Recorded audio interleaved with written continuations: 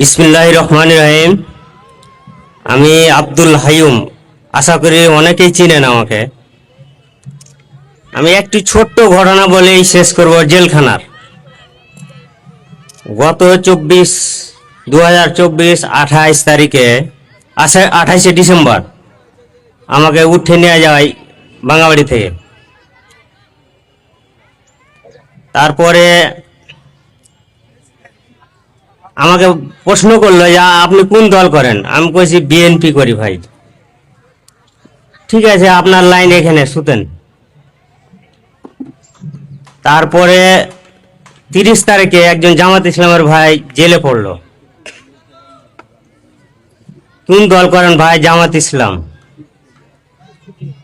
আপনার জায়গা সামনে ভাই, যেহেতু আপনারা জামাত ইসলামের ভাই, নামাজ টামাজ পড়বেন, নেশা টেশা করেন না, তো সামনে যান।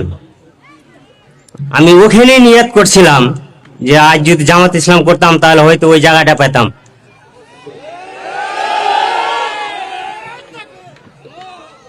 তো আমিও কিন্তু 5 ওয়াক্ত নামাজ পড়ি। তারপরে ওই ভাইকে আমি জিজ্ঞেস করলাম, ভাই আপনার বাসা কোথায়? আমার বাসা ভোলাহাট বললো। ছেলে মেলে কয়জন? ছেলে পেলে কয়জন? না তো 2 জন। একজন বয়স 7 বছর, একজন 3 বছর। তখন কিন্তু এই যে আবাদের মৌসুম, কিন্তু 28 ডিসেম্বর এই সময়তে। তো ভাই আমার জমিটা চাষাবাদ করে বলে ধানটা লাগাইতে পারলাম না, আমাকে ধরে উঠে নিয়ে আসছে। কি হবে ভাই? আমার ধান খবর এলো, শিবিরের ছেলেপেলে আমার ধান লাগিয়ে দিয়েছে। 2 দিন পর তার খবর গেল। তারপর সপ্তাহে সপ্তাহে দেখা করছে, কিন্তু তার নেতা কর্মী। আমার নেতা ফোনটাও ধরেনি, আমার রিসিভ করেনি। আমি প্রায় 1 মাস জেলে ছিলাম।